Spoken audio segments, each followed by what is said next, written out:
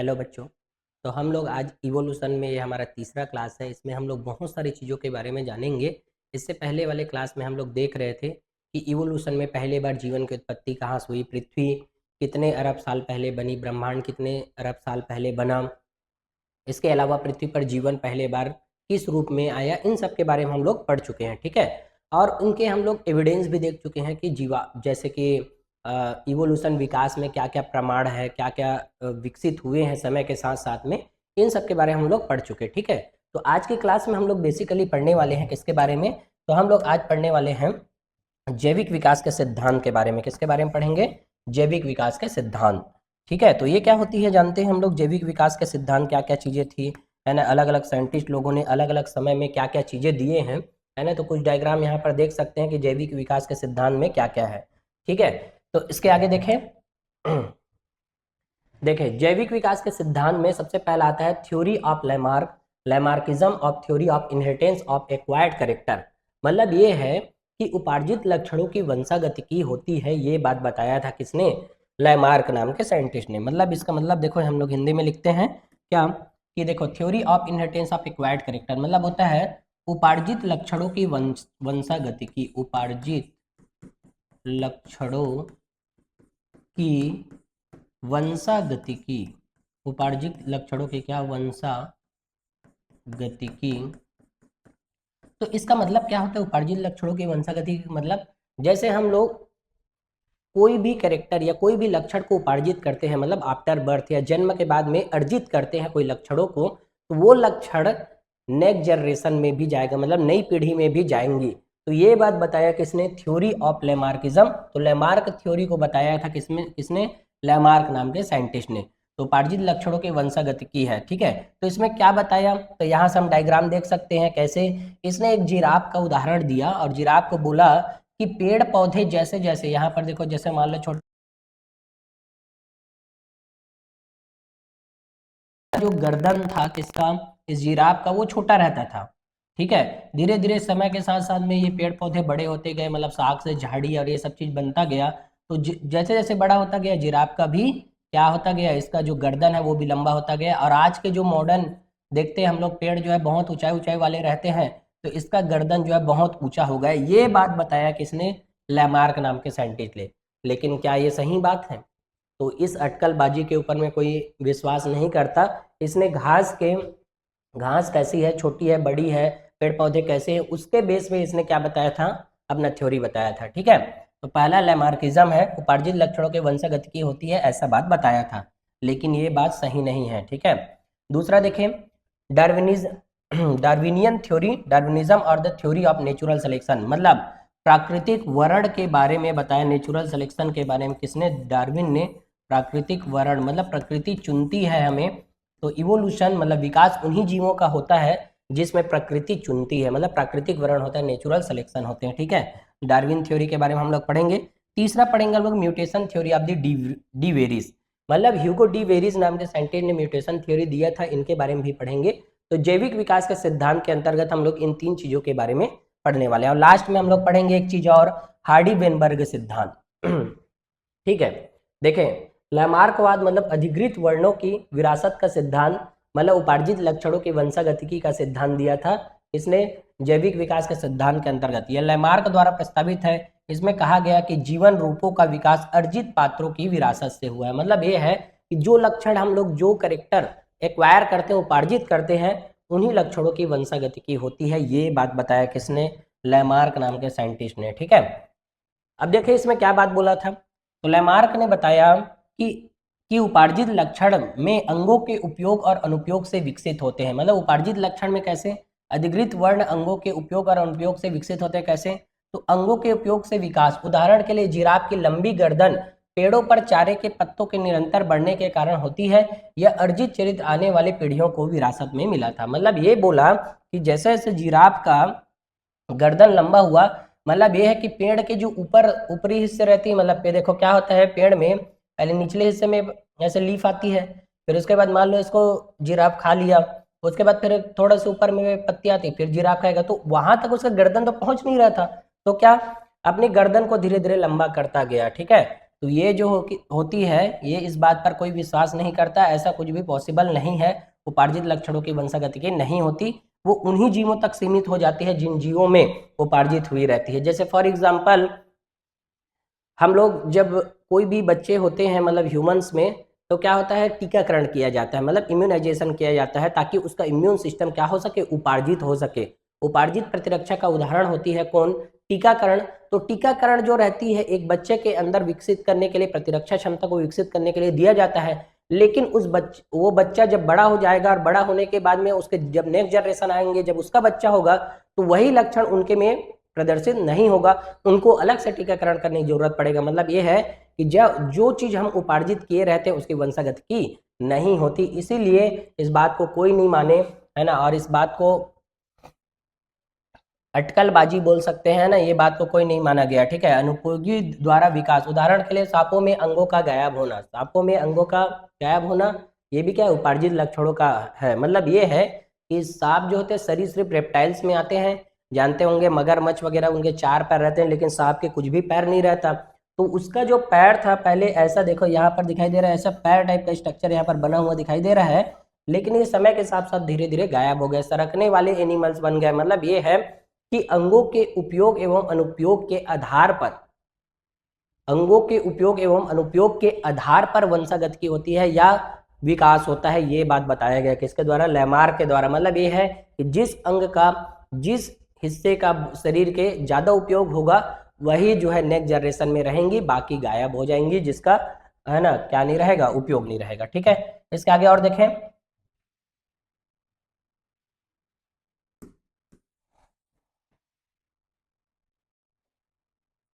देखते हैं लैमार्कवाद अधिकृत वर्णों की विरासत के सिद्धांत में, इस सिद्धांत को समाप्त कर दिया गया था क्योंकि यह साबित हो गया था कि वर्ण केवल जीन के माध्यम से विरासत में मिलते हैं। मतलब ये है उपार्जित लक्षणों की जो वंशागतिकी होती है, वर्ण मतलब वंशागतिकी, वंशागतिकी केवल जीनों के द्वारा हो सकती है ना, वंशागतिकी किसके द्वारा होती है, जीन के माध्यम से। इसको हम लोग पढ़ के आए भी हैं कैसे, है ना, सेल के अंदर में देखो क्रोमोसोम रहती है, क्रोमोसोम के अंदर में डीएनए, डीएनए के अंदर में रहती है क्या, जीन, और जीन के डिफरेंट डिफरेंट फॉर्म होते हैं, इसको हम लोग बोलते हैं क्या, एलील, क्या बोलते हैं, एलील।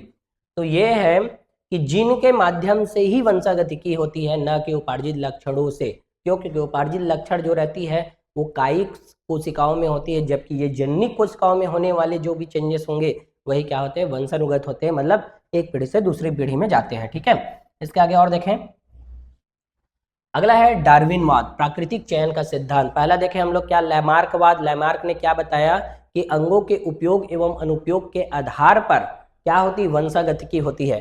ठीक है, इससे पहले हम लोग एक चीज और जान सकते हैं हम लोग यहाँ पर क्या, कि देखो ये जो उपार्जित लक्षणों के वंशागतिकी होती है ना, उसको खारिज किया गया है, खारिज, है ना, किसके द्वारा, बीजमैन के सिद्धांत के द्वारा। तो जानते हैं बीजमैन का सिद्धांत, इसने क्या दिया था, बीजमैन के सिद्धांत ने जर्म प्लाज्म थ्योरी दिया था, जर्म प्लाज्म थ्योरी। तो जर्म प्लाज्म थ्योरी क्या होती है वो जानते हैं। तो देखो जर्म प्लाज्म थ्योरी दिया गया किसके द्वारा, बीजमैन नाम के साइंटिस्ट के द्वारा दिया गया, जो अंगों के उपयोग एवं अनुपयोग को खारिज कर दिया गया इस सिद्धांत को। ठीक है, तो कैसे किया था इसने, तो इसने देखा कि देखो यहाँ पर मैं फर्स्ट जी, है ना, सेकेंड जी और थर्ड जी, है ना, ये लिख रहा हूँ मैं। मतलब ये है जी का मतलब यहाँ पर जनरेशन होती है, जैसे मोबाइल में भी डाटा होता है ना, 2G 3G 4G 5G या 6G भी अब आने वाले हैं। तो ये जो जी का मतलब है जनरेशन। तो फर्स्ट जनरेशन में क्या किया इन्होंने, चूहा जो था उसकी किसको, टेल को, मतलब पूंछ को क्या कर दिया, काट दिया। चूहे को पूंछ को काटा, तो देखा कि नेक्स्ट जनरेशन में चूहा बिना पूंछ वाला होगा कि नहीं होगा। तो पूंछ को काटने से, काटने से, है ना, ये सेकेंड जनरेशन जब इस चूहे का क्या हुआ, बच्चा हुआ, तो क्या हुआ, इसमें पूंछ युक्त था। पूंछ युक्त मतलब इसके पूंछ को तो काट दिए थे, लेकिन इसका पूंछ जो था सेकेंड वाले जनरेशन का, उसमें पूंछ आया, टेल आए, है ना। उसके अलावा जब इसका भी काट के देखें तो इसमें भी क्या था, थर्ड जनरेशन में भी पूंछ युक्त चूहा पैदा हुआ। मतलब इसने बताया कि देखो क्या होता है, जैसे हम लोग मनुष्य हैं, मान लो, है ना, और मनुष्य में एक मनुष्य का किसी का ऐसे कान को काट देंगे या किसी चीज को हाथ को काट देंगे, तो क्या उसका होने वाला बच्चा भी बिना हाथ का हो जाएगा क्या, तो ऐसा पॉसिबल नहीं है, क्योंकि इकाई कोशिकाओं में कोई भी प्रकार की जब चेंजेस करते हैं, कोई भी प्रकार की जब विभिन्नताएं पैदा करते हैं, तो वो नेक्स्ट जनरेशन में, नेक्स्ट पीढ़ी में नहीं दिखाई देती, नेक्स्ट अपीयर नहीं होती। तो ये बात बताया था किसने, जेनोप्लाज्म थ्योरी दिया था किसने, बीजमैन नाम के साइंटिस्ट ने।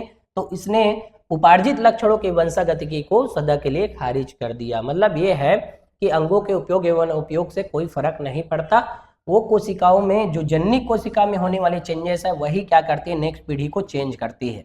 ठीक है, तो इसको भी याद रखना। ठीक है, इसके आगे देखें, डार्विन के बारे में जानते हैं। डार्विनवाद प्राकृतिक चयन का सिद्धांत दिया था। तो देखें, चार्ल्स डार्विन द्वारा प्रस्तावित यह HMS बीगल नामक एक पाल जहाज में समुद्री यात्रा के दौरान टिप्पणियों पर आधारित था। ठीक है, इसका जहाज का नाम याद रखना, HMS बीगल। HMS बीगल नामक समुद्री जहाज, समुद्री जहाज, इसके जहाज का नाम क्या था, HMS बीगल। ठीक है, HMS बीगल नामक एक पाल जहाज यानी समुद्री जहाज में समुद्री यात्रा के दौरान टिप्पणियों पर आधारित है। कौन, डार्विन का प्राकृतिक चयन का सिद्धांत। इसको दिया गया था किसके द्वारा, चार्ल्स डार्विन के द्वारा दिया गया है ना, याद रखना चार्ल्स डार्विन को, चार्ल्स डार्विन का नाम याद रखना, चार्ल्स डार्विन द्वारा दिया गया है, इंपॉर्टेंट है, प्राकृतिक चयन का सिद्धांत। ठीक है, और देखें हम साइंटिस्ट का नाम भी देख सकते हैं यहाँ पर है ना, साइंटिस्ट का डायग्राम भी देख सकते हैं, डार्विन है ये। उसके अलावा ये HMS बीगल समुद्री जहाज है ये, और यहाँ पर अल्फ्रेड वालेस और है ना ये सब है, थॉमस माल्थस, ये सब चीज़ साइंटिस्ट लोगों का नाम दिया गया है। इन लोगों ने क्या क्या किया देखते हैं। अल्फ्रेड वालेस नाम के साइंटिस्ट ने मलय आर्कपेलागो द्वीप, मलय आर्कपेलागो द्वीप आइसलैंड जो होती है ना, उसमें देखें अल्फ्रेड वालेस, इस साइंटिस्ट का नाम भी याद रखना है, अल्फ्रेड वालेस नाम के साइंटिस्ट ने मलय आर्कपेलागो, मलय आर्कपेलागो द्वीप, मलय आर्कपेलागो द्वीप में काम करने वाले एक प्राकृतिकवादी थे, भी इसी तरह के निष्कर्ष पर पहुंचे थे। मतलब देखो क्या है कि अलग अलग देखो, ये इसने डार्विन नाम के साइंटिस्ट ने गैलोपोगस द्वीप पर, आइसलैंड पर जाके देखा कि वहां पर क्या क्या चीजें हो रही हैं। वैसे ही अल्फ्रेड वालेस नाम के साइंटिस्ट ने भी क्या किया है, मलय आर्कपेलागो द्वीप पर जाकर क्या किया, काम किया और बताया कि प्राकृतिक चयन जो होती है प्रकृति द्वारा चुनी जाती है, मतलब नेचुरल सिलेक्शन होता है, यही बात इसने भी बताया था। ठीक है, तो याद रखना अल्फ्रेड वालेस किससे संबंधित है, कौन से द्वीप पर काम किया था करके क्वेश्चन पूछते हैं, तो इंपॉर्टेंट है, मलय आर्कपेलागो द्वीप पर काम करने वाले प्रकृतिविद था।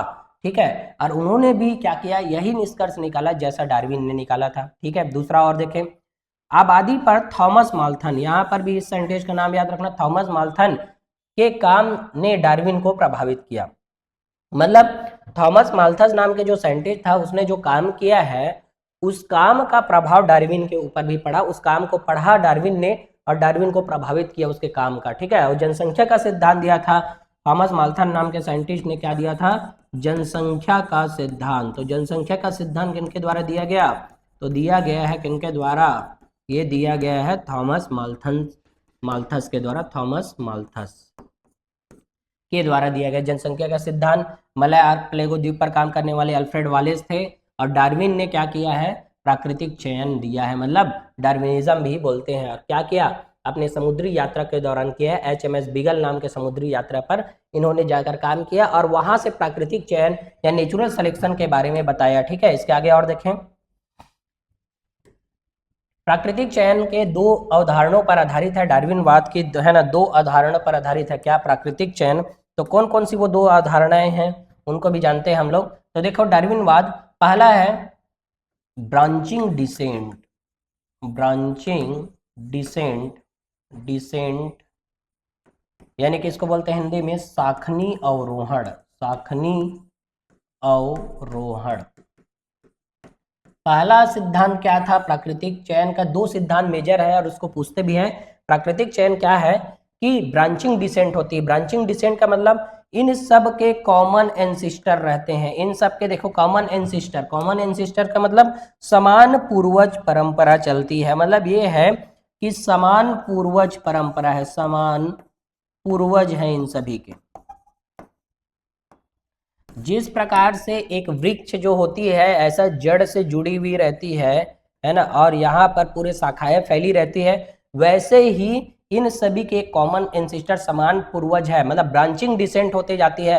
मतलब जैसे जैसे ब्रांच आगे की ओर बढ़ते जाता है, तना देखो नीचे की ओर मोटा रहेगा और आगे की ओर बढ़ता जाएगा, तो जैसे जैसे आगे बढ़ते जाती है प्रजातियां भी ऐसे विकसित होती है।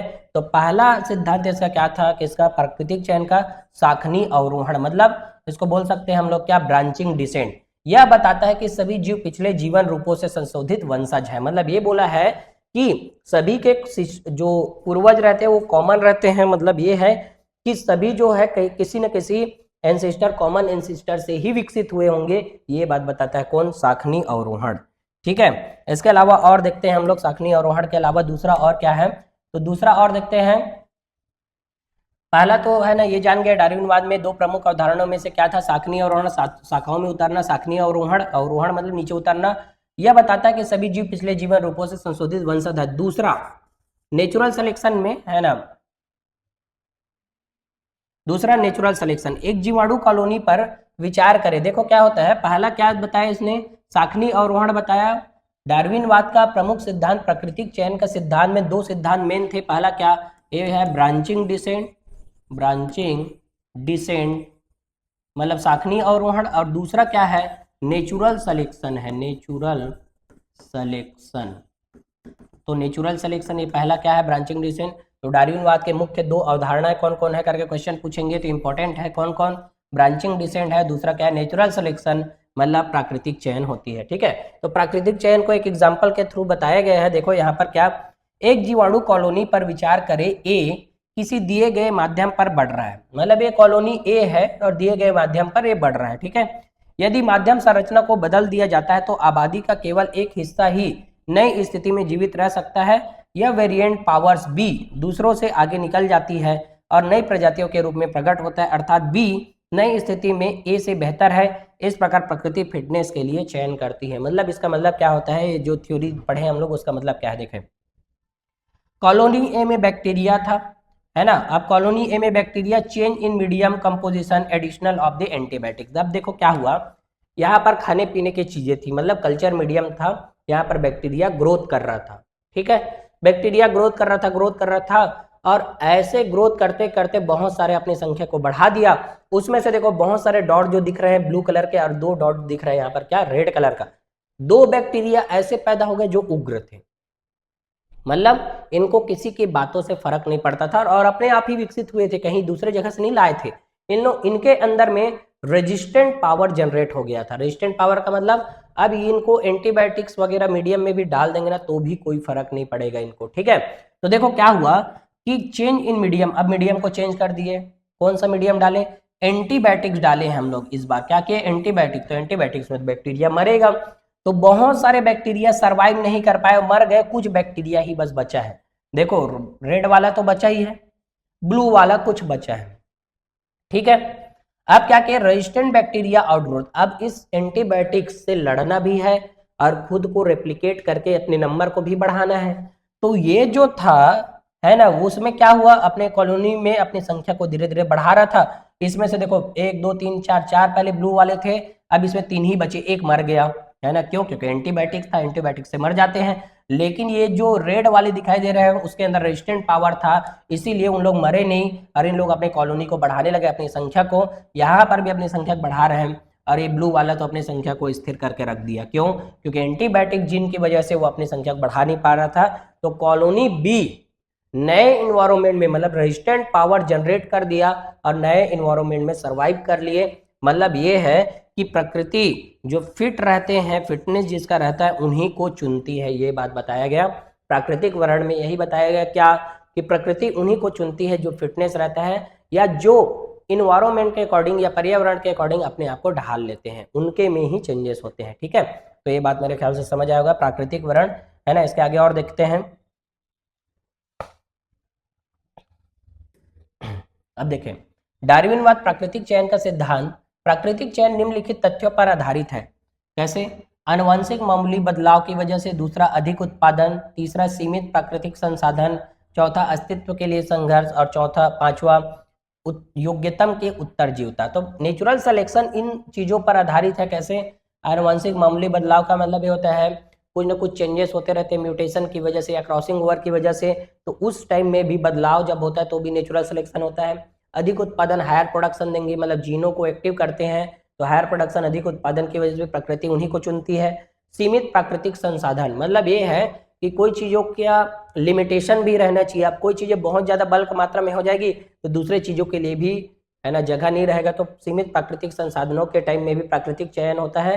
अस्तित्व के लिए संघर्ष, तो अस्तित्व के लिए संघर्ष का मतलब ये है कि जीने के लिए लड़ना पड़ेगा। ठीक है, लड़ेंगे नहीं, बिना लड़े हम कोई भी चीज को हासिल नहीं कर सकते। ये सिर्फ मनुष्यों के लिए नहीं है बट ऑल्सो हर एक प्रकार के जीवों के लिए है जो अपने अस्तित्व को बचाने के लिए संघर्ष कर रहे हैं। ठीक है, अगला है योग्यतम के उत्तरजीविता। मतलब ये है कि यदि जीवित रहना है तो योग्य बनना पड़ेगा। सेम एज नीट में सिलेक्शन क्या उन्हीं का होगा जो क्या रहेंगे, योग्य रहेंगे। मतलब ये है कि डॉक्टर वही बन पाएंगे जिनके अंदर में कैपेबिलिटी होगी, मतलब उनके अंदर में योग्यता होगी, तभी जाके क्या होंगे, सर्वाइव कर पाएंगे। मतलब सर्वाइवल ऑफ द फिटेस्ट बोलते हैं योग्यतम की उत्तरजीविता। तो ये सब प्राकृतिक चयन के क्या है, तथ्यों पर आधारित है। प्राकृतिक चयन इन्हीं सब तथ्यों पर। देखें और आगे पहला देखें, आनुवंशिक मामूली बदलाव में जीवों के लिए या तो फायदेमंद है या हानिकारक है ना। वो वही हो सकता है जैसे मान लो म्यूटेशन हुआ, म्यूटेशन मतलब जीवों के आनुवंशिक संगठन में बदलाव हुआ, उत्परिवर्तन हुआ। अब उत्परिवर्तन होने से मान लो जैसे सिकल सेल एनीमिया बन जाती पॉइंट म्यूटेशन की वजह से, तो बताओ ये तो हानिकारक हो गया, हानिकारक। लेकिन कभी कभी ऐसे जीन जो इंट्रोड्यूस होते हैं मतलब प्रकृति में कि ये जो हो गया मान लो जीन बन गया कोई और ये क्या कर रहा है, लाभ पहुंचा रहा है, तो ये लाभदायक हो गया। तो कुल मिलाकर बोल सकते हैं कि जब भी बदलाव होते म्यूटेशन होंगे तो हानिकारक भी हो सकता है और लाभदायी भी हो सकता है। ठीक है, दूसरा अति उत्पादन, अधिकतम प्रजनन जैसे जीवाणु आबादी के कारण जनसंख्या का आकार तेजी से बढ़ता है। मतलब एक एग्जाम्पल दिए हैं यहाँ पर, अधिकतम प्रजनन हाईली रिप्रोडक्टिव पावर रहती है कि इसमें जो माइक्रो ऑर्गेनिज्म होते हैं जैसे कि जीवाणु, तो उन सब के वजह से जनसंख्या के आकार में तेजी से परिवर्तन होता है, तेजी से बढ़ती है। ठीक है, इसके आगे और देखें, सीमित प्राकृतिक संसाधन, जनसंख्या के आकार के अनुसार संसाधनों में वृद्धि नहीं की जा सकती। मतलब ये है कि देखो क्या है, जनसंख्या लगातार बढ़ते जाएगी लेकिन संसाधन क्या होंगे, सीमित है, क्योंकि भूमिगत क्षेत्रफल सीमित है, वहां से उत्पादन भी लगभग सीमित है। लेकिन उत्पादन को बढ़ाने के लिए लगातार नए नए टेक्निक्स का यूज किया ही जा रहा है, लेकिन जनसंख्या के आकार के अनुसार संसाधनों में वृद्धि नहीं की जा सकती। जनसंख्या देखो संसाधनों के अनुसार जनसंख्या की वृद्धि या कमी की जा सकती है, लेकिन जनसंख्या की कमी या वृद्धि की वजह से संसाधनों की वृद्धि नहीं की जा सकती, क्योंकि संसाधन क्या है, सीमित है, लिमिटेड रिसोर्सेस है। ठीक है, ये देख सकते हैं लिमिटेड रिसोर्सेस इन सबको। ठीक है, इसके आगे और देखें, अगला है अस्तित्व के लिए संघर्ष। यह संसाधनों के लिए जीवों के बीच प्रतिस्पर्धा होती है ना, ताकि जनसंख्या का आकार सीमित हो। मतलब वही कंपटीशन है ना। अभी यही बात बताया, नीट में हर साल 25 लाख बच्चे लगभग पेपर दे रहे हैं अभी के डेट में बात करें तो, लेकिन उनमें से कुछ बच्चों का मतलब 1 लाख बच्चों का या 1.25 लाख बच्चों का ही सिलेक्शन होता है।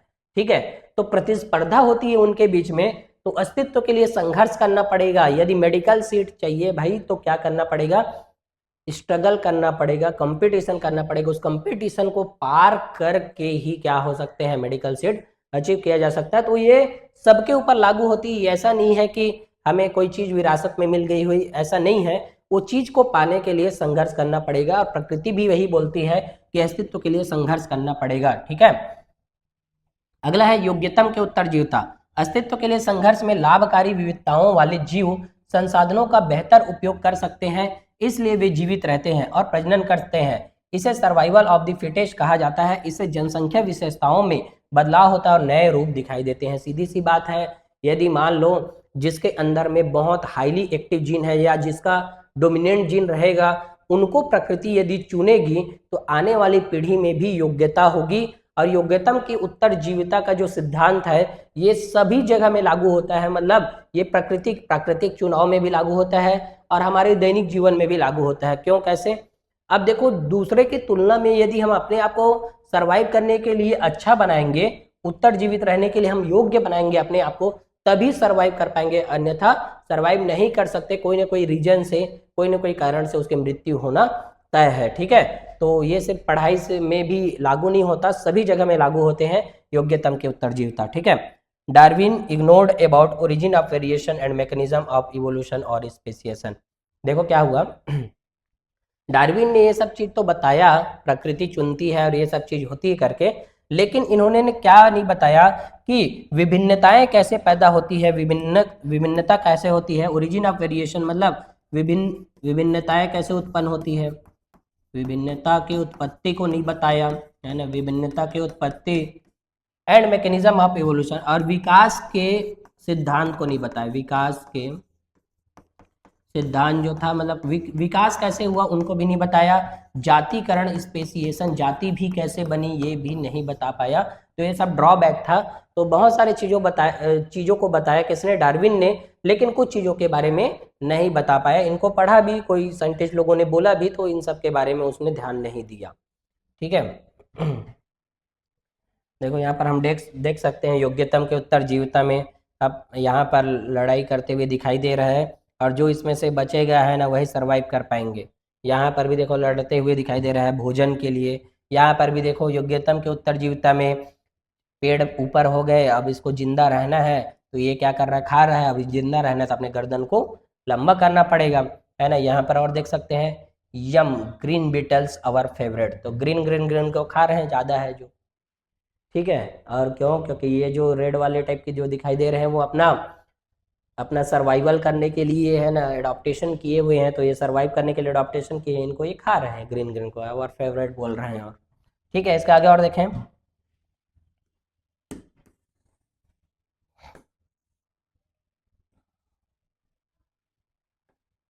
ठीक है, इसको देखते हैं।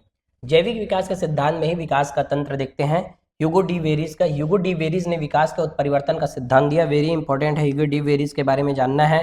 ठीक है, ह्यूगो डी वेरिस, इस साइंटिस्ट का नाम तो पहले बार याद रखना है। ह्यूगो डी वेरिस ने क्या किया, उत्परिवर्तन का सिद्धांत दिया, मतलब म्यूटेशन थ्योरी सबसे पहले किसने दिया है करके क्वेश्चन पूछते रहते हैं, है ना, कई एग्जाम पूछते रहते हैं। तो उत्परिवर्तन का सिद्धांत दिया था किसने, ह्यूगो डी वेरिस नाम के साइंटिस्ट ने।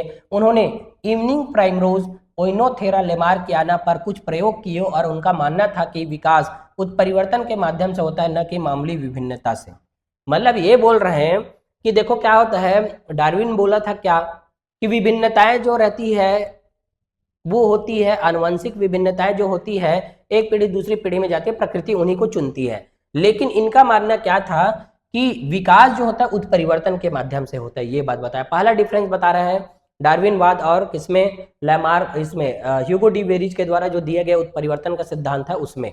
तो इन्होंने बताया क्या कि विकास किसकी वजह से होती है, उत्परिवर्तन की वजह से होती है। उत्परिवर्तन को याद रखना, विकास जो है उत्परिवर्तन के माध्यम से होती है, न कि मामूली विभिन्नता की वजह से। देखो इवनिंग प्राइमोज ऐसा दिखाई देता है, इवनिंग प्राइमोज में देखे यहाँ पर mutation create variation, unfavourable mutation select against reproduction and maturation, favourable mutation more likely to survive and reproduce. मतलब ये है कि कुछ पौधे अलग दिखाई देते हैं, कुछ पौधे अलग ही दिखाई देते हैं। एक ही पौधे के अंदर कुछ फूल्स, फ्लावर, मतलब कुछ फूल या फ्लावर जो होते हैं एक ही पौधों के अंदर तो विकसित होते हैं, लेकिन अलग अलग कलर के दिखाई देते हैं। तो ऐसा क्यों होता है, तो ऐसा होता है म्यूटेशन या उत्परिवर्तन की वजह से। तो इस भाई साहब ने बताया था किसने, ह्यूगो डी वेरिज नाम के साइंटिस्ट ने। ठीक है, तो यहाँ पर देख सकते हैं हम लोग, और इसका साइंटिफिक नेम भी याद रखना, इवनिंग प्राइमोस का क्या, ओइनोथेरा लेमार्कियाना, ओइनोथेरा लेमार्कियाना नाम के प्लांट्स पर इसने काम किया। ठीक है, इसके आगे और देखें। ठीक है, इसके बाद देखते हैं डार्विन की विभिन्नता मामूली थी, धीमी और दिशात्मक है, इसके परिणाम स्वरूप क्रमिक विकास होता है, जबकि उत्परिवर्तनीय विभिन्नता अचानक, यादृच्छिक और दिशाहीन है। यहाँ प्रजाति लमुड़ीकरण एक चरण बड़े उत्परिवर्तन का, मतलब इसको हम लोग साल्टेशन बोलते हैं, इसको हम लोग क्या बोलेंगे, साल्टेशन, इसको हम बोलते हैं साल्टेशन, इसको हम बोलते हैं क्या, साल्टेशन। मतलब यहाँ पर लिख सकते हैं साल्टेशन। साल्टेशन वर्ड को याद रखना है, बहुत इंपॉर्टेंट वर्ड है ये साल्टेशन। साल्टेशन मतलब विशाल उत्परिवर्तन का बड़ा कदम बोलते हैं, विशाल उत्परिवर्तन का बड़ा कदम साल्टेशन। तो देखो यहाँ पर दो कंपैरिजन किया गया है। डार्विन ने क्या बोला था, डार्विन बोला, ठीक है, डार्विन बोला कि विभिन्नता मामूली, मामूली का मतलब है ना थोड़ा सही है, धीमा, स्लो होती है, और डायरेक्शनल होती है। डायरेक्शनल, डायरेक्शनल का मतलब एक पीढ़ी से दूसरी पीढ़ी में ऐसे ब्रांचिंग डिसेंट बोला था, मतलब ब्रांचेस जैसे बनते हैं वैसे दिशात्मक होते हैं। डायरेक्शनल होती है, इसके परिणाम स्वरूप क्रमिक विकास होता है, मतलब इसकी वजह से क्या होते हैं, इवोल्यूशन या विकास होता है, ये बात बोला गया था, ठीक है। लेकिन उत्परिवर्तन सिद्धांत जो ह्यूगो डी वेरिज के द्वारा दिया गया, तो उसमें बोला कि विभिन्नता जो होती अचानक होती है, अचानक। इसमें क्या बोला, मामूली होती है, सोची साझी समझिश के दौरान होती है, लेकिन इसमें क्या बोला गया, विभिन्नता अचानक होती है। दूसरा क्या बोला गया, यादृच्छिक, यादृच्छिक का मतलब होता है रैंडम होती है, रैंडमली होती है, रैंडमली यादृच्छिक मतलब है ना, कभी भी हो सकती है। और तीसरा क्या बोला, दिशाहीन होती है, मतलब डायरेक्शन वाली होती है, डायरेक्शन, डायरेक्शनल होती है। यह प्रजाति है ना, यह प्रजाति साल्टेशन, वृहद उत्परिवर्तन का बड़ा कदम द्वारा होता है। मतलब साल्टेशन वो है कि एक नया जाति जो बनती है वो बहुत बड़े उत्परिवर्तन की वजह से बनती है। जैसे हम यहाँ पर एक समझ सकते हैं, जैसे मान लो कोई एक ऑर्गेनिज्म है, उसके अंदर में 2n इज इक्वल टू कितने क्रोमोसोम है, मान लो 14 क्रोमोसोम है, 14 क्रोमोसोम, ठीक है। अब अचानक से इसमें क्या हुआ, म्यूटेशन हुआ, मतलब उत्परिवर्तन हुआ, और इस जीव के अंदर में 14 से लेकर 2n इज इक्वल टू में 20 क्रोमोसोम हो गए। मतलब उत्परिवर्तन इतना ज्यादा हुआ कि यहाँ पर एक नई जाति ही विकसित हो गई, नई जाति का ही निर्माण हो गया, नई जाति विकसित हो गई, ये बात बताया। इसी को हम बोलते हैं क्या, यहाँ प्रजातियां बड़े उत्परिवर्तन, मतलब विशाल उत्परिवर्तन का बड़ा कदम, मतलब साल्टेशन की वजह से प्रजाति उत्पन्न होती है। ये क्वेश्चन वेरी इंपॉर्टेंट है, ठीक है, कि साल्टेशन प्रजातियां किसकी वजह से उत्पन्न होती है, ह्यूगो डी वेरिज के अकॉर्डिंग करके पूछेंगे तो क्या बताना है, साल्टेशन की वजह से, मतलब विशाल उत्परिवर्तन का बड़ा कदम, मतलब यह है कि बहुत बड़ा उत्परिवर्तन होगा तो एक नई जाति बन जाएगी। जबकि इनमें क्या था, इनमें यह था कि नई जाति का निर्माण तभी हो सकता है जब प्रकृति उसको चुनेगी, मतलब सर्वाइवल ऑफ द फिटेस्ट होगा, तब जाके नई प्रजाति बनेगी। जबकि इसमें क्या था कि इस विशाल उत्परिवर्तन, मतलब बड़ा उत्परिवर्तन होगा तब जाके क्या बनेंगे, तब बनेंगे क्या, एक नई प्रजाति बनेगी, ठीक है। और इसके द्वारा जो उत्परिवर्तन के द्वारा जो बताया गया सिद्धांत था, उसमें अचानक, यादृच्छिक और दिशाहीन, इन सबको भी याद रखना वेरी इंपॉर्टेंट है, ठीक है। उसके बाद में एक चीज और देखें, उत्परिवर्तन विकास के लिए भिन्नता की उत्पत्ति है। उत्परिवर्तन विकास के लिए भिन्नता की उत्पत्ति मतलब वेरिएशन तभी होंगे, जैसे कि हम लोग सिकल सेल एनीमिया को देखे थे, एक पॉइंट म्यूटेशन की वजह से, एक पॉइंट म्यूटेशन बिंदु उत्परिवर्तन की वजह से पूरे अमीनो एसिड चेंज हो जाते थे, और अमीनो एसिड चेंज होने की वजह से जो आरबीसी का जो शेप है वो भी चेंज हो जाता था। मतलब ये है कि जब भी विभिन्नता लानी है तो उसके लिए उत्परिवर्तन होना जरूरी है। जैसे देख सकते हैं यहाँ पर बटरफ्लाई का बहुत सारा डायग्राम दिया है, और इसमें अलग अलग वेरिएशन दिखाई दे रहे हैं। प्रजाति एक ही है लेकिन वेरिएशन अलग अलग दिखाई दे रहे हैं, लेकिन धीरे धीरे इसमें म्यूटेशन ज्यादा बढ़ते गया, तो कई प्रजाति ऐसे हो गई जो दूसरे प्रजाति से भिन्न हो गई। मतलब यहाँ पर क्या हो जाता है, मॉर्फोलॉजिकल चेंजेस आती है ना, देखो अलग अलग प्रकार के चेंजेस आते हैं। तो ग्रेजुअलिज्म मॉडल है ये, ए पंक्चुअल इक्विलिब्रियम मॉडल, तो अलग अलग मॉडल भी बताया गया है इनके द्वारा। तो हमें यहाँ पर ये चीज याद रखना है, ये साल्टेशन वर्ड को याद रखना, साल्टेशन विशाल उत्परिवर्तन का बड़ा कदम, ज्यादा उत्परिवर्तन होगा तभी नई जाति विकसित होती है, ये बात बताया किसने, ह्यूगो डी वेरिज ने, ठीक है। इसके आगे और देखते हैं हम लोग। अब अगला वेरी इंपॉर्टेंट है हार्डी वेनबर्ग का नियम। हार्डी वेनबर्ग नियम से लगभग हर साल क्वेश्चन पूछते रहते हैं, तो नीट के पर्पज से बहुत इंपॉर्टेंट है ये वाला टॉपिक, कौन सा, हार्डी वेनबर्ग का सिद्धांत, ठीक है। इसमें हम लोग पढ़ने वाले हैं क्या क्या चीजें होती है, उन सबको देखते हैं कि हार्डी वेनबर्ग ने क्या किया था, देखते हैं हार्डी वेनबर्ग। तो बहुत सारे बच्चों को यही दिक्कत था कि हार्डी और वेनबर्ग अलग अलग साइंटिस्ट हैं कि एक ही है, तो यहाँ पर देख सकते हैं दोनों का है ना, अब एक है कि दो है कि देख लो यहाँ से। हार्डी वेनबर्ग सिद्धांत क्या कहता है देखते हैं।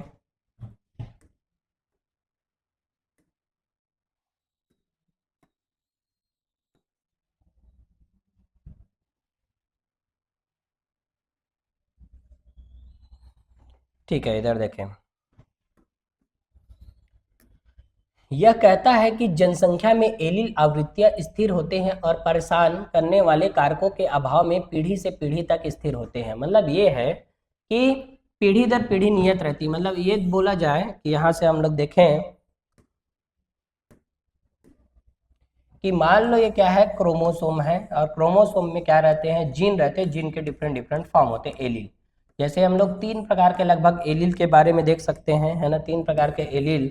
तो कौन कौन से 3 प्रकार के एलील होते हैं उसको देखते हैं हम लोग। तो देखो यहाँ पर होमोलोगस क्रोमोसोम है, मान लो यहाँ पर कैपिटल ए है, यहाँ पर क्या है स्मॉल ए, और होमोलोगस क्रोमोसोम है यहाँ पर क्या है स्मॉल ए। ऐसे एलील होते हैं जिनके डिफरेंट डिफरेंट फॉर्म एलील हो सकते हैं, या तो दोनों होमोजाइगस है ना डोमिनेंट हो सकते हैं, या हेट्रोजाइगस डोमिनेंट हो सकते हैं, या होमोजाइगस रिसेसिव हो सकते हैं। तो ऐसे 3 एलील होते हैं, ठीक है। तो क्या होती है इनके अनुसार, हार्डी वेनबर्ग के अनुसार क्या होती है कि एलील की जो आवृत्ति होती है, फ्रीक्वेंसी ऑफ एलील पीढ़ी दर पीढ़ी नियत रहती है, ये बात बोला इसने, ठीक है। तो कैसे, अब जीन पूल देखते हैं। जीन पूल क्या है, कुल जीन और आबादी में उनके एलील्स एक स्थिर रहता है, इसे आनुवंशिक संतुलन हार्डी वेनबर्ग संतुलन कहा जाता है। सभी एलील आवृत्तियों का योग एक होती है। मतलब ये है जीन पूल का मतलब क्या है, जीन पूल एक जनसंख्या में, जैसे ह्यूमन जनसंख्या, इसके अंदर में कितने क्रोमोसोम है, 46 क्रोमोसोम। अब इस 46 क्रोमोसोम में अलग अलग डिफरेंट डिफरेंट एलील है। तो देखो क्या होती है, कुल जीन मतलब टोटल जीन कितनी है और आबादी में उनके एलील कितने हैं। हम जानते हैं कि एक जीन जो रहती है ना, इसके कितने एलील रहते हैं, एक जीन के कितने एलील रहते हैं, 2 एलील रहते हैं। एक जीन के कितने एलील, 2 एलील रहते हैं, और यही दोनों एलील क्या रहती है, स्थिर रहती है। इसे आनुवंशिक संतुलन या जेनेटिक इक्विलिब्रियम या हार्डी वेनबर्ग संतुलन कहा जाता है, ठीक है। लगभग हम लोग ह्यूमन जीनोम प्रोजेक्ट पढ़े थे, वहां पर लगभग हम लोग 30,000 जीनों के बारे में पढ़े थे। तो 30,000 जीन होती है तो उसके एलील कितने हो जाएंगे, लगभग डबल। तो कितने हो जाएंगे, 60,000 एलील। और इन सभी एलील आवृत्तियों का योग कितना होता है, ये भी याद रखना, 1 होता है। सभी एलील आवृत्तियों का योग क्या होता है, 1। और यही बात बताया किसने, हार्डी और वेनबर्ग नाम के साइंटिस्ट ने। तो देखिए हार्डी और Weinberg, allele frequency refer to how frequency a particular allele appear in a population. तो देख सकते हैं यहाँ पर, a population of 20 beetle, each beetle is a gene pool, there totally is the gene pool of that population. मतलब इसको जितने भी इस पॉपुलेशन में, जीन पूल किसको बोलेंगे हम लोग,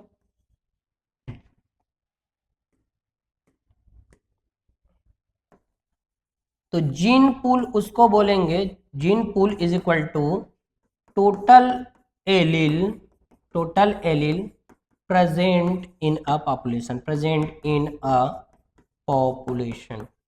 मतलब एक जनसंख्या में जितना एलील प्रेजेंट होगा उसी का हम लोग क्या बोलेंगे, जीन पूल बोलेंगे। एक जनसंख्या में जितना एलील प्रेजेंट होगा उसी का हम क्या बोलेंगे, जीन पूल बोलेंगे। एग्जांपल ले सकते हैं यहाँ पर, मान लो 10 जनसंख्या है, तो बताओ 10 जनसंख्या के अंदर में अलग अलग क्रोमोसोम है, 10 है जनसंख्या में पूरे टोटल, तो जितने क्रोमोसोम है मान लो 10 है, तो 10 में कितने हो जाएंगे, इसका 20 एलील हो जाएगा। तो 20 एलील लगभग डबल एलील होंगे। 10 जनसंख्या में 10 जीन है, तो 10 जीन का 20 एलील हो जाएगा। तो ये एलील होती है, ठीक है। तो इसको आगे देखें, और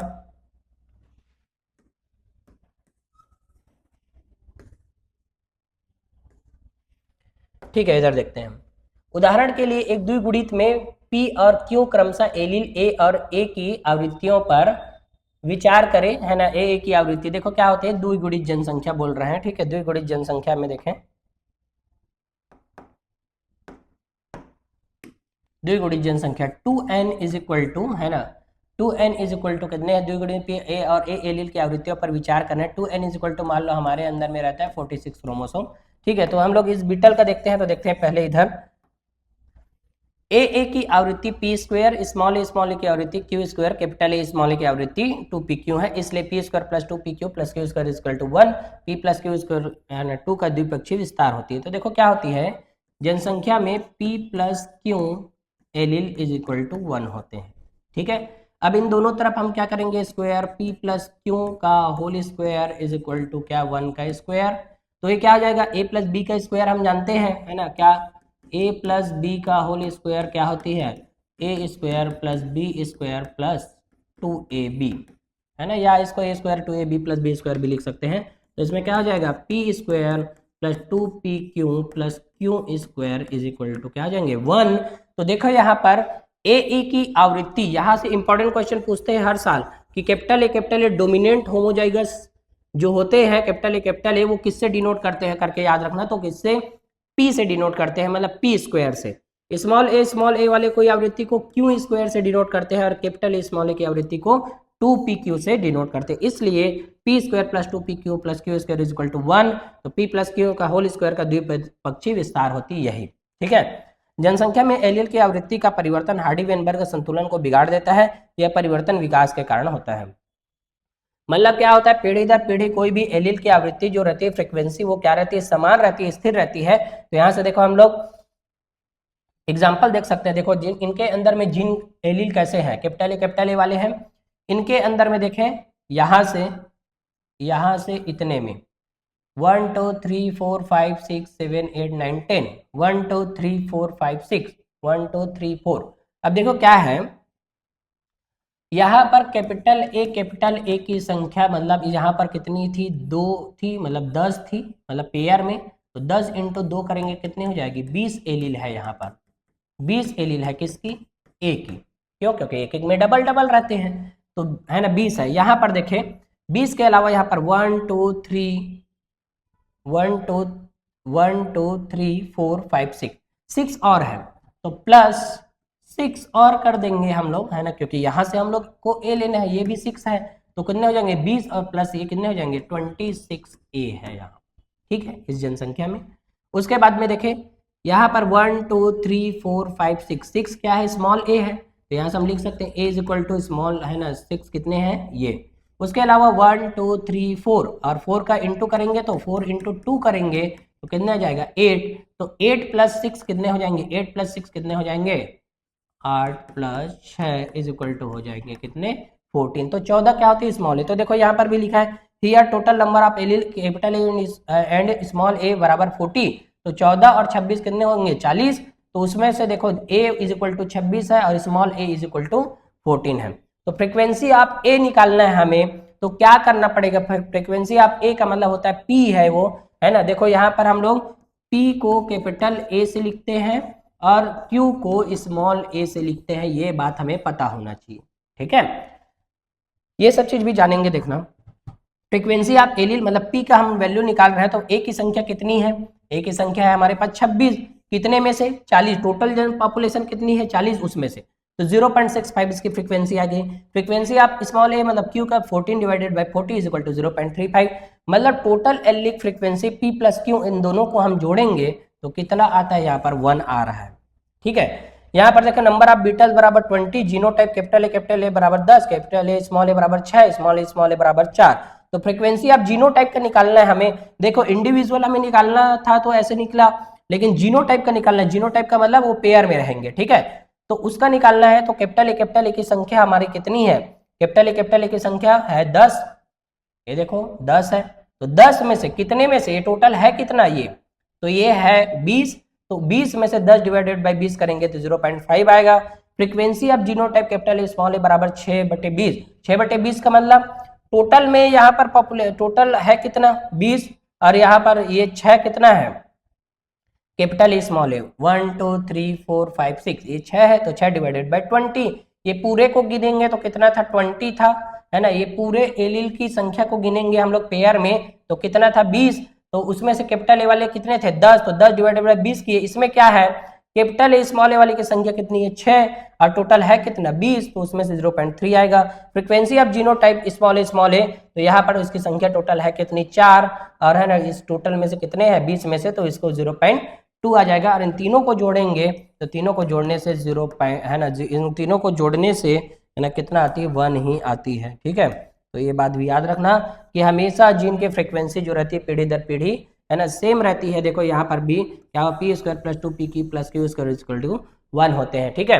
तो यहाँ से हम लोग ये वो निकाल सकते हैं, बना सकते हैं क्या कि यहाँ पर number of allele divided by total allele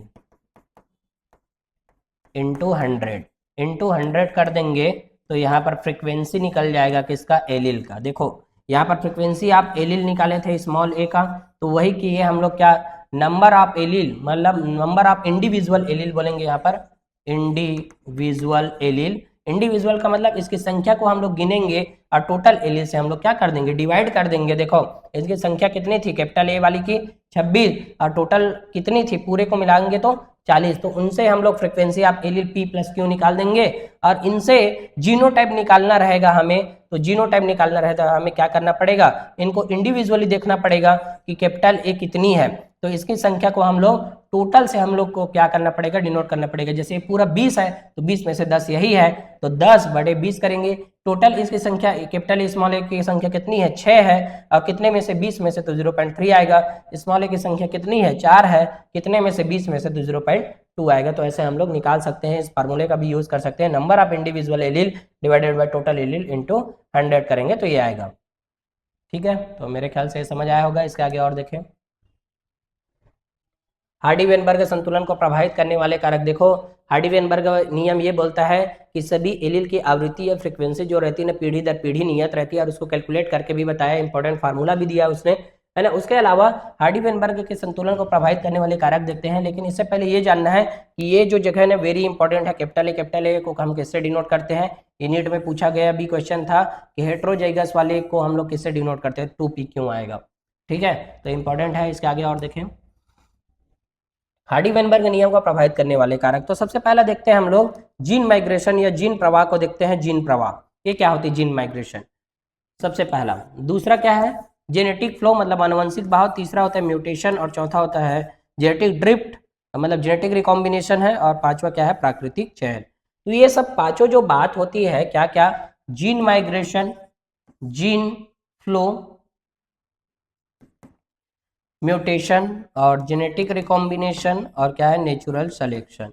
ये पांचों जो होती है हार्डी-वेनबर्ग नियम को क्या करती है, प्रभावित करती है। मतलब ये है कि मान लो पीढ़ी दर पीढ़ी हम लोग नियत है करके बोलते हैं एलील को, लेकिन कोई जीन माइग्रेट कर गया तो उससे प्रभावित होगा कि नहीं होगा, तो प्रभावित होती है। जेनेटिक फ्लो का मतलब एक जनसंख्या से दूसरी जनसंख्या में जीन चली गई तो भी क्या होगी, हार्डी-वेनबर्ग के लिए जो संतुलन वो भी प्रभावित होगा। म्यूटेशन हुआ, जैसे सिकल सेल एनीमिया में तो है ना पॉइंट म्यूटेशन होता है तो उसकी वजह से चेंजेस आ जाते हैं। मान लो कोई डिलीशन हुआ या कोई एडिशन हुए, एक नया आ गया म्यूटेशन की वजह से, तो भी एलील की फ्रीक्वेंसी चेंज हो जाएगी। आनुवंशिक पुनर्नियोजन मतलब जेनेटिक रिकॉम्बिनेशन जो जनरली होती है होमोलोगस क्रोमोसोम में नॉन सिस्टर क्रोमेटिड के मध्य क्या होती है, जीनों का एक्सचेंज होता है, तो उस टाइम में भी एलील की फ्रीक्वेंसी चेंज हो सकती है, तो हार्डी-वेनबर्ग नियम प्रभावित होगा। और प्राकृतिक चयन, नेचुरल सिलेक्शन, मान लो नेचुरल सिलेक्शन का भी हम लोग एग्जाम्पल भी देखेंगे। नेचर ने सेलेक्ट नहीं किया उस एलील को तो भी एलील विलुप्त हो जाएगी, तो भी क्या हो जाएगा या है ना प्रभावित होती है। ठीक है, तो ये जीन माइग्रेशन वगैरह देख सकते हैं, ये सब चीज़ का डायग्राम दिया है, जेनेटिक फ्लो और इन सब का उत्परिवर्तन का म्यूटेशन की वजह से चेंजेस हुए हैं क्रोमोसोम में। जेनेटिक रिकॉम्बिनेशन देखो यहाँ पर जिराफ वगैरह का, प्राकृतिक चयन में देखो ये जिराफ मर गया जो ऊपर की ओर नहीं जा सका। तो ऐसे बहुत सारे डायग्राम है, इनसे हम लोग रिलेट करके देख सकते हैं। इसका आगे और देखें, हार्डी-वेनबर्ग संतुलन को प्रभावित करने वाले कारक में देखो जीन माइग्रेशन में देखो, जैसे जीन माइग्रेट कर दिया, जैसे मान लो एक दो जनसंख्या था है ना, जनसंख्या ए और बी, यहाँ से एक जो है ना ऑर्गेनिज्म था इसमें चला गया तो जीन माइग्रेट हो गए, तो इसकी वजह से ए जो है प्रभावित हो जाती है। या एक आबादी से दूसरी आबादी में जीन प्रवाह है, या दोनों आबादी में जीन आवृत्तियां बदलती है। जीन प्रवाह तब होता है जब माइग्रेशन कई बार होता है। जीन माइग्रेशन का मतलब आप लोग देखे होंगे कि केवलादेव राष्ट्रीय उद्यान जो है राजस्थान के भरतपुर डिस्ट्रिक्ट में है, वहां पर साइबेरियन क्रेन आती है। साइबेरियन बहुत कई हजार किलोमीटर दूरी से आती है साइबेरियन क्रेन प्रवास करने के लिए, माइग्रेटरी बर्ड्स, तो माइग्रेशन करती है यहाँ आके, यहाँ के क्या करती है, रिप्रोडक्शन करती है, प्रजनन करती है, अपनी संख्या को बढ़ाती है।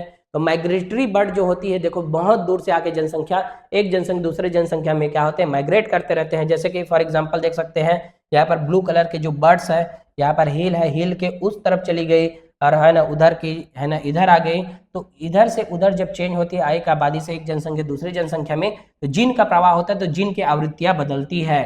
ठीक है, और हार्डी-वेनबर्ग नियम को तोड़ देती है। ठीक है, इसके आगे और देखें,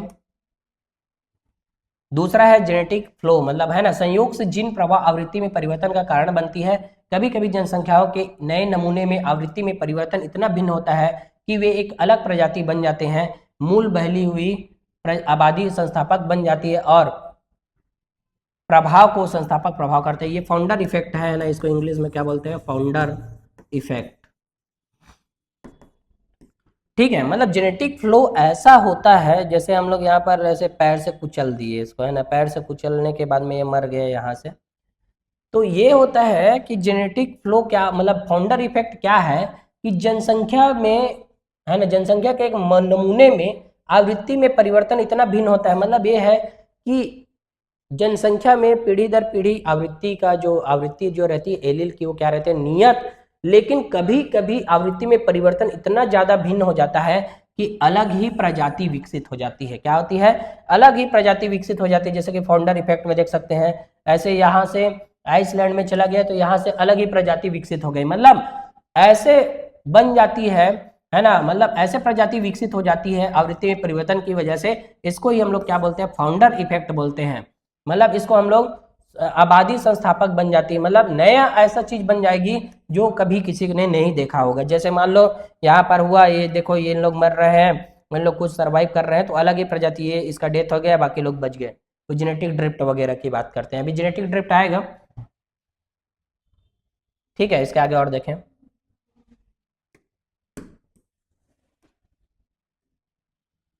हार्डी-वेनबर्ग को है ना संतुलित कणों को प्रभावित करने वाले कारक में और देखते हैं। अगला उत्परिवर्तन, इसके परिणाम स्वरूप नए फिनोटाइप बनते हैं।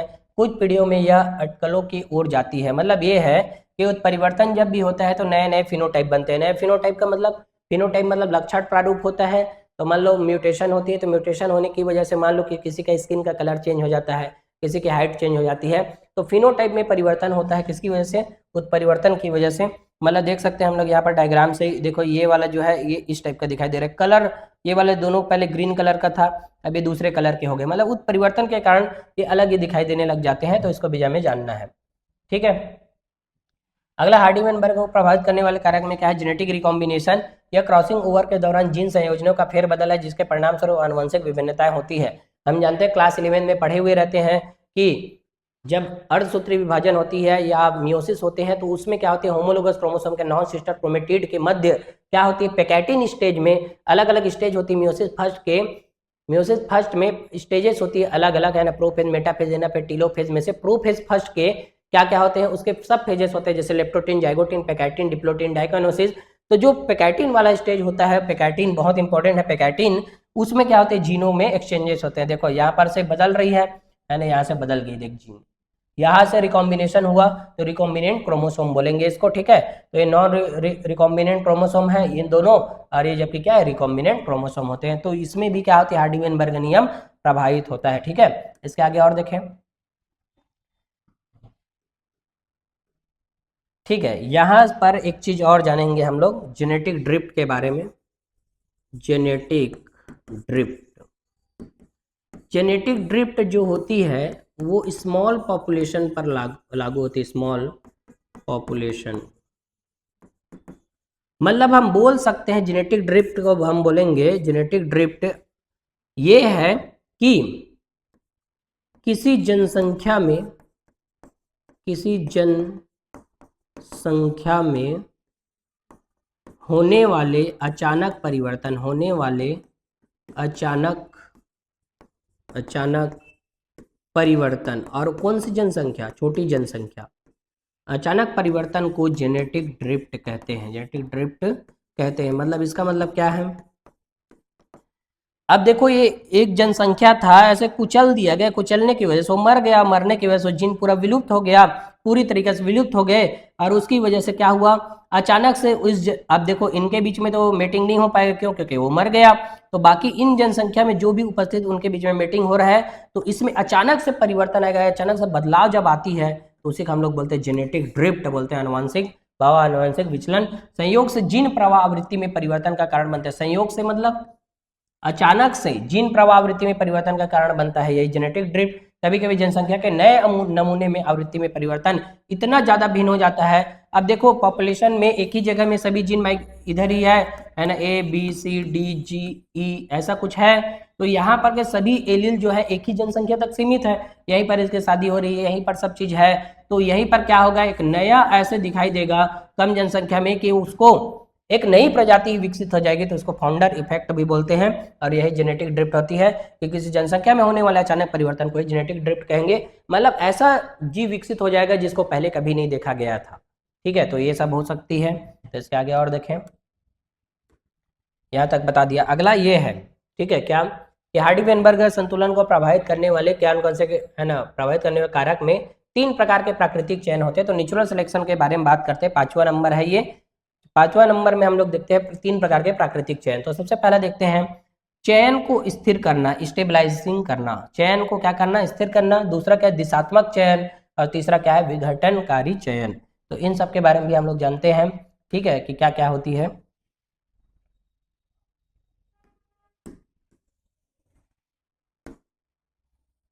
ठीक है, इधर देखें, हार्डी वेनबर्ग संतुलन को प्रभावित करने वाले कारक में चयन को स्थिर करना मतलब स्टेबलाइजिंग होती है। यहाँ अधिक व्यक्ति औसत चरित्र मूल्य प्राप्त करते हैं और भिन्नता कम हो जाती है। मतलब स्टेबलाइजिंग का मतलब क्या होता है, तो देखिए यहाँ पर नेचुरल सिलेक्शन में स्टेबलाइजिंग मतलब, यहाँ पर एक एग्जाम्पल लेते हैं क्या, तो एग्जाम्पल लेंगे हम लोग। पहला इसमें ये है स्टेबिलिटी आती है। स्टेबिलिटी मतलब क्या, चयन को स्थिर करना है, नेचुरल सिलेक्शन होगा उसको स्थिर। तो क्या करेंगे, एक एग्जांपल लेते हैं हम लोग। जैसे ह्यूमन में जो बच्चे पैदा होते हैं चाइल्ड, वो अलग अलग टाइप के मतलब अलग अलग वजन वाले होते हैं। जैसे मान लो 2.5 केजी वाला हो रहा है, एक 3 केजी वाला, और यहाँ पर 3.5 केजी वाला। अब मान लो नेचर जो है 3 केजी वाले को सेलेक्ट कर रही है। किसको सेलेक्ट कर रही है, 3 केजी वाले को। मतलब ये है कि देखो, phenotype favoured by the natural selection, medium size individual are favoured. मतलब ये है कि देखो, प्रकृति ना इसको चुन रही है ना इसको चुन रही, चुन किसको रही है, इसको चुन रही है। मतलब प्रकृति जब भी इसको चुनेगी तो स्टेबिलिटी आएगी। मतलब औसत वजन वाले बच्चे का क्या होगा, जन्म होगा। तो यहाँ से क्या शो होंगे, स्टेबिलिटी शो होंगे, तो इसको स्टेबिलिटी बोलते हैं। ठीक है, तो ये है स्टेबल। इसके आगे और देखिए दूसरा, दिशात्मक चयन। दिशात्मक चयन में क्या होगा, यहाँ एक चरम के व्यक्ति औसत चरित्र मूल्य के अलावा अन्य मूल्य अधिक पसंद किए जाते हैं। मतलब ये है कि हम अभी एग्जांपल देखें क्या, ह्यूमन चाइल्ड, ह्यूमन बच्चे का, तो उसमें कितना देखे, 2.5 केजी देखे और 3 केजी देखे और कितना 3.5 केजी। अब मान लो नेचर के द्वारा इस औसत वाले का चयन नहीं किया जा रहा है, तो अब क्या होगा, मान लो एक तरफ जैसे 3.5 केजी वाले बच्चे का चयन किया जा रहा है, इसका भी चयन नहीं हो रहा है, इसका एक तरफ वाला एक तरफ चयन किया जा रहा है। इन दोनों में से करना चाहिए था कि इसको, या तो इसको करना चाहिए था या तो इसको, लेकिन मान लो इसको नहीं कर रहा है, एक तरफ ही किया जा रहा है 3.4 केजी को। तो क्या होगा, ये जो स्टेबलाइजिंग वाला जो बना था ऊपर की ओर, वो एक तरफ क्या होते जाएंगे, वो एक तरफ चले जाएंगे, और उससे क्या होगा, ये जो पिक जो होगा शिफ्ट हो जाएगा एक ही डायरेक्शन में। तो इसको हम लोग क्या बोलते हैं, दिशात्मक बोलते हैं। दिशात्मक का मतलब ये है कि जिस टाइप का इंडिविजुअल, जिस टाइप की संतति पसंद किए जाएंगे, उसी तरफ ये ग्राफ क्या हो जाता है, शिफ्ट हो जाता है। तो डायरेक्शनल बोलते हैं इसको, डायरेक्शनल ग्राफ होती है। दिशात्मक चयन होता है, दिशा इसकी बदल जाती है। तो किसकी वजह से होते हैं, तो यहाँ पर प्रकृति के पास में 3 ऑप्शन था, उसमें से एक ऑप्शन को यदि वो चुनेगी एक तरफ को, तो उसी को हम लोग क्या बोलते हैं, दिशात्मक चयन बोलते हैं। ठीक है, इसके आगे और देखें, दिशात्मक चयन में अगला है डिस्ट्रप्टिव टाइप आप जो बनती है उसको देखें। तो यहाँ दोनों चरम सीमाओं के व्यक्तियों वितरण वक्र के दोनों सिरे पर परिधि व वर्ण मान अधिक पसंद किए जाते हैं। मतलब इसका मतलब ये है ना, कि हम लोग अभी एग्जांपल देखें क्या, ह्यूमन चाइल्ड का, ह्यूमन बच्चे का जब जन्म होता है उस टाइम में उसका वजन, तो यहाँ पर क्या देखे 2.5 केजी, और यहाँ पर क्या देखे 3 केजी, यहाँ पर क्या 3.5 केजी। अब प्रकृति चाहती है इस औसत वाले को नहीं चुनना है। ठीक है, तो प्रकृति चाहती है इन दोनों को चुनाव हो, इसका 2.5 केजी वाले बच्चे हो और 3.5 केजी वाले भी बच्चे हो। तो इन दोनों को जब चुनती है, तो ये जो फिनोटाइप जो लक्षण प्रारूप आने वाले रहते हैं वो क्या हो जाते हैं, डबल हो जाते हैं। मतलब 2 पिक्स फॉर्म होता है यहाँ पर। क्यों, क्योंकि प्रकृति इन दोनों को चुन रही है, बीच वाले को नहीं चुन रही है। ठीक है, तो इसका ओवरऑल हम लोग देखना चाहे तो देख सकते हैं क्या, कि जब स्टेबलाइजिंग रहता है तो क्या होता है, औसत वाले को चुना जाता है। मतलब औसत रहती है जिसकी है ना, दोनों में से किसी एक को चुनना रहता है। जैसे ए बी सी, तो उसमें से मान लो बी नंबर का है तो बी को चुना जाएगा, तो उसको हम बोलेंगे क्या, इसको बोलेंगे स्टेबल। स्टेबल है ये, मतलब ये ग्राफ जो है ऊपर की ओर में शिफ्ट है। ठीक है, ऊपर की ओर मतलब ये जो है ऊपर पिक ज्यादा बनाएगा, हायर एंड द नैरोअर। ये क्या होता जाएगा, उच्च में जाएगा ये पिक, और दूसरा क्या हो जाएगा, नैरोअर का मतलब सकरा होता जाएगा। क्यों, क्योंकि इन दोनों को तो चुन नहीं रही है, बीच वाले को चुन रही है, इसलिए क्या होता जाएगा, सकरा होते जाएगा। मतलब इसका ग्राफ ऐसे बनेगा। तो ये क्या होती है, स्टेबिलिटी वाला होते हैं। दूसरा क्या है, दूसरा में दिशात्मक। दिशात्मक का मतलब ये है कि ए बी सी में से मान लो ए वाले को चुन रहे प्रकृति, तो क्या होगा, एक ही दिशा में क्या होते जाएगा, ये ग्राफ जो है शिफ्ट होता जाएगा। तो 1 डायरेक्शन में शिफ्ट होती है, 2 डायरेक्शनल में शिफ्ट नहीं होती। ठीक है, तीसरा है डायरेक्शनल, मतलब तीसरा है डिस्ट्रप्टिव टाइप। तो डिस्ट्रप्टिव में क्या होगा, इसमें क्या होंगे, ए बी सी में से बी, ए और सी को चुना जा रहा है प्रकृति द्वारा, लेकिन बी को चुनाव नहीं किया जा रहा है। तो इसकी वजह से क्या बनते हैं, डबल ग्राफ बनती है। ठीक है, जैसे यहाँ पर हम लोग एग्जाम्पल के थ्रू भी देख सकते हैं, चूहे के फर का रंग में अलग अलग है। स्टेबलाइजिंग सिलेक्शन में एक ये वाला देखो, और डायरेक्शनल सिलेक्शन में और डिस्ट्रप्टिव सिलेक्शन में। तो अलग अलग है। डायरेक्शनल में देखो एक ही टाइप की स्पीसीज पैदा हो रही है यहाँ पर। इसमें क्या है, दोनों के बीच में ग्रे कलर और ब्लैक कलर, देखो यहाँ पर क्या हुआ, grey plus black. Grey plus black में से है ना, यदि प्रकृति उसको स्टेबल रखना चाहती है तो दोनों का मिक्सर होगा। ग्रे और ब्लैक में से क्या होगा, ग्रे और ब्लैक दोनों कलर वाले चूहे दिखाई देंगे, जैसे कि ये चूहा दिखाई दे रहा है। ठीक है, अब ये वाला जो है ना, इसको हम लोग ऐसे समझ सकते हैं, व्हाइट चूहे से लेकर, व्हाइट और दूसरा ब्लैक से लेकर, व्हाइट और ब्लैक। अब स्टेबिलिटी वाला जब ग्राफ लाना है हमें, तो स्टेबिलिटी वाले लाना है तो व्हाइट प्लस ब्लैक का मिक्सचर होगा, मतलब ग्रे कलर होंगे, ग्रे। तो स्टेबिलिटी वाले में ग्रे कलर से हो रहा है।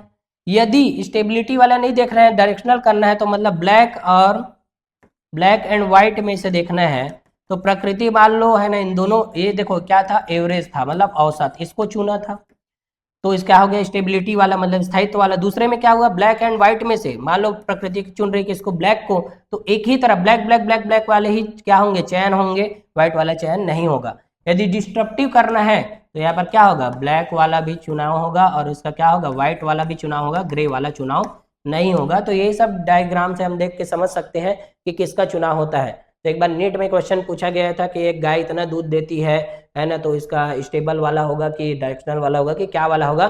तो क्वेश्चन को पूरा पढ़ के समझना है कि कौन से टाइप के में हो सकते हैं, यहाँ पर चुनाव किसका हो रहा है उसके हिसाब से ग्राफ बनती है। जैसे मान लो एवरेज या औसत वाले का चुनाव हो रहा है तो पीक सकरा बनेगा, उच्च बनेगा और पीक सकरा होते जाएगा। क्यों, क्योंकि बीच वाले मीडिएटर को चुन रहे हैं। डायरेक्शनल वाले में क्या होगा, या तो कम को चुनेगा या ज्यादा चुनेगा, बीच वाले को नहीं चुनेंगे, तो वो एक डायरेक्शनल बन जाती है। जबकि इसमें क्या है, कम को भी चुनेंगे, ज्यादा को भी चुनेंगे, बीच वाले को चुनेंगे नहीं, तो यहाँ पर डिस्ट्रप्टिव टाइप आप बनती है। ठीक है, तो ये हार्डी-वेनबर्ग नियम को प्रभावित करने वाले कारक में से बहुत सारे थे, नेचुरल सिलेक्शन, इन सबको जानना है हमें। और हार्डी-वेनबर्ग नियम हम लोग पढ़े है ना। तो आज के क्लास में हम लोग यहीं तक देखते हैं, और इसके आगे क्लास में हम लोग इसमें जो भी और भी पॉइंट्स बचे होंगे उन सब का भी डिस्कशन करेंगे। ठीक है बच्चों, थैंक यू।